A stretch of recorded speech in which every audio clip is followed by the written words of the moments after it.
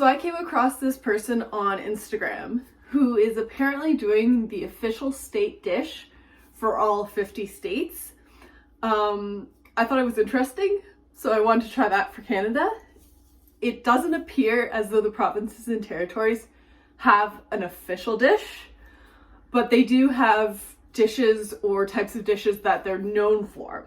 So I decided to try to go on a culinary journey across Canada. Some of the provinces and or territories were more obvious than others. Some of them don't relate just to one province or territory specifically, but the region. So I was able to select multiple dishes for each of the province in that region, specifically Atlantic Canada and the territories. So I'm very excited to be doing this journey.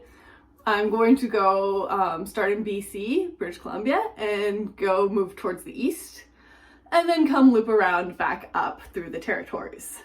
British Columbia, it was one that was pretty easy to select a dish for.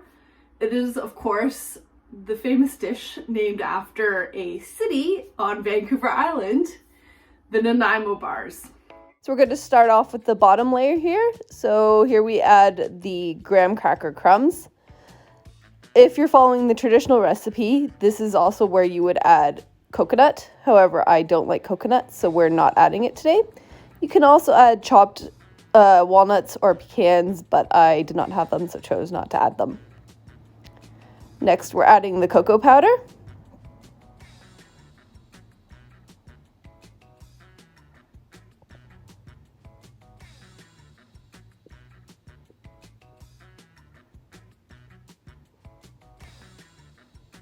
And the white sugar.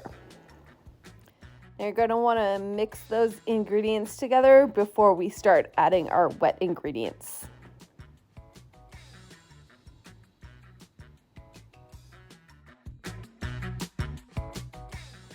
Once that's all mixed together, you want to alternate drizzling in the melted butter as well as a lightly beaten egg, stirring that to combine after each addition.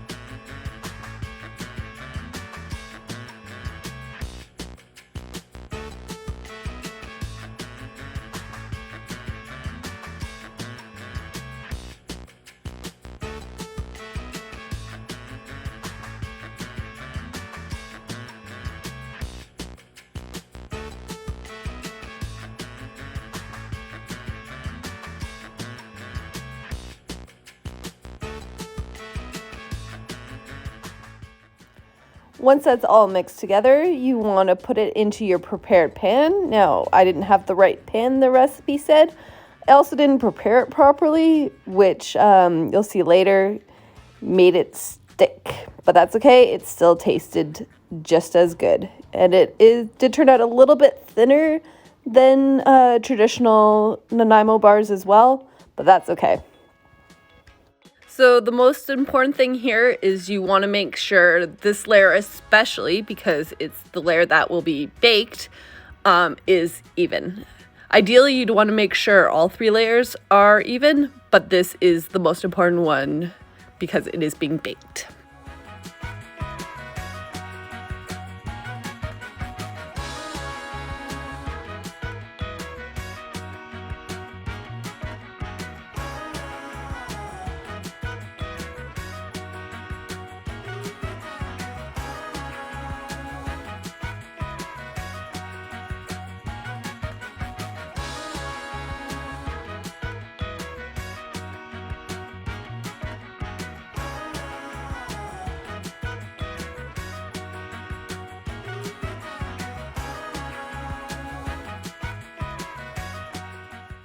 Now that that's all spread out evenly, time to pop in the oven.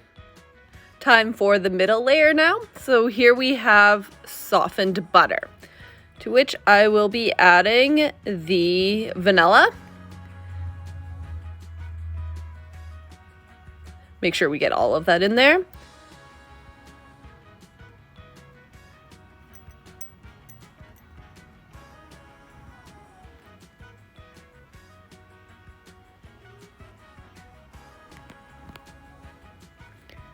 And that is the custard powder.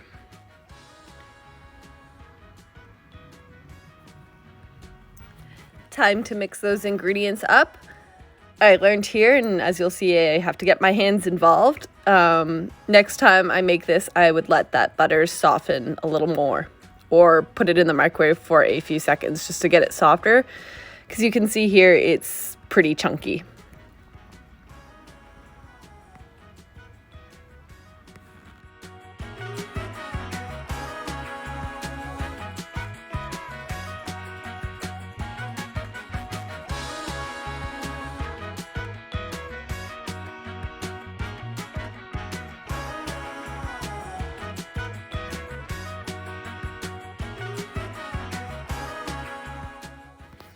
Okay, so this was an interesting step. I had my doubts when I was first doing it because it didn't look right, but it actually works out.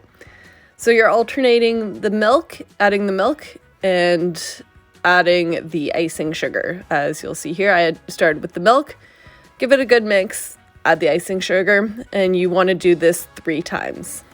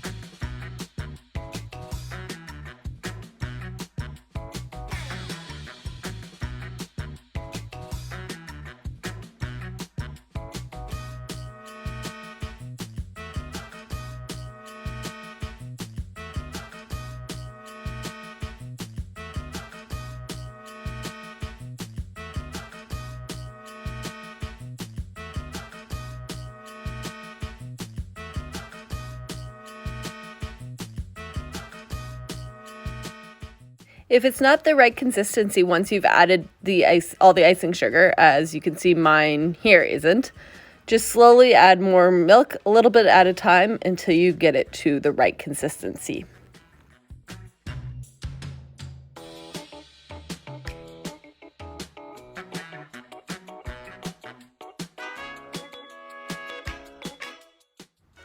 There we go. Now that we've got it to the right consistency, it is time to spread onto our cooled bottom layer.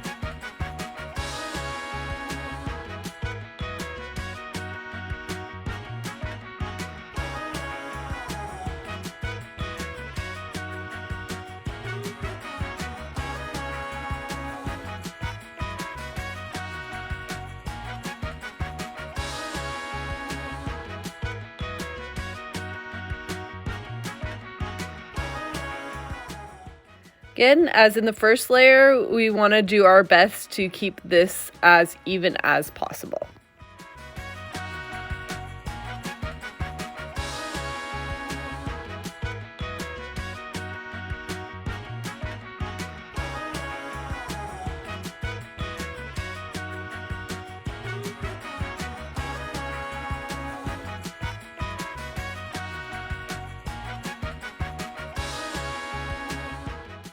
And now into the fridge for an hour. Okay, so for the top layer, we are going to melt our butter and chocolate chips, semi-sweet chocolate chips, over a double broiler. You really want to be careful with the heat here because otherwise the chocolate can seize up and you won't get that velvety smoothness that we're going for.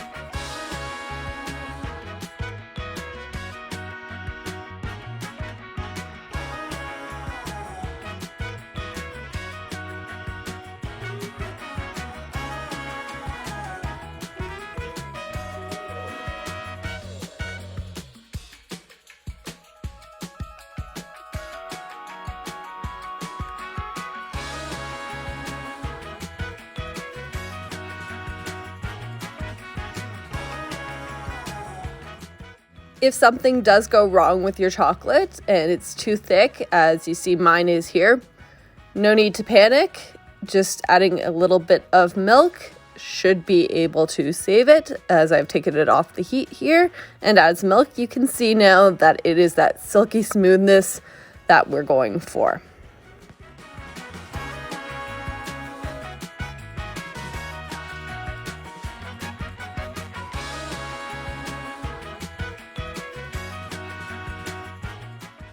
After that hour is up and your chocolate is ready, it is ready to pour over top of your Nanaimo bar, your other two layers. Careful, that bowl will be extremely hot.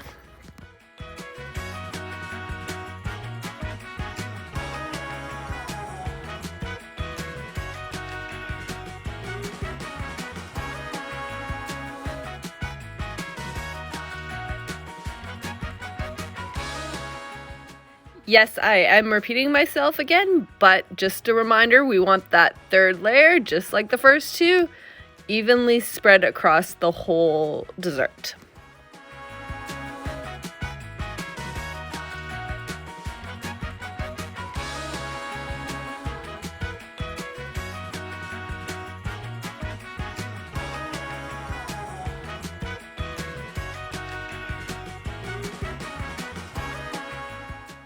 Okay, so after 30 minutes in the fridge, that chocolate has started to set, and we are going to score the lines across to approximately the size we want our Nanaimo bars to be. You don't want to cut all the way through the bar just yet, just kind of score through that layer of chocolate.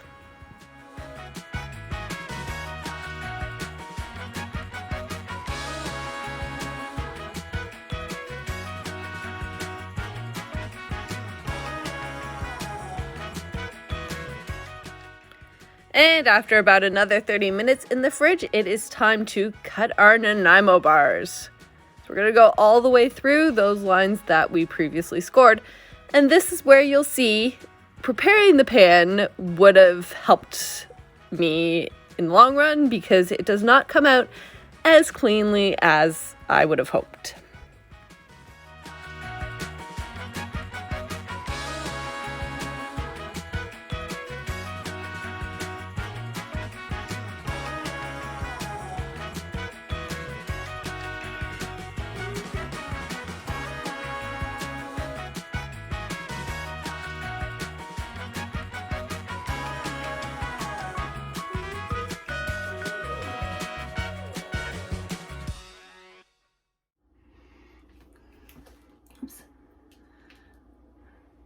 So here it is. The chocolate is kind of breaking off in my hand because it is very, very soft. It's also quite a bit thinner than you would normally find in stores. That has to do with the pan that I used. So we'll see how this ratio is.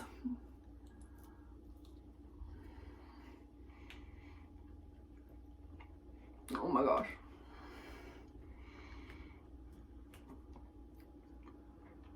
That is so good. That is so good. I don't think I could ever buy it in stores again.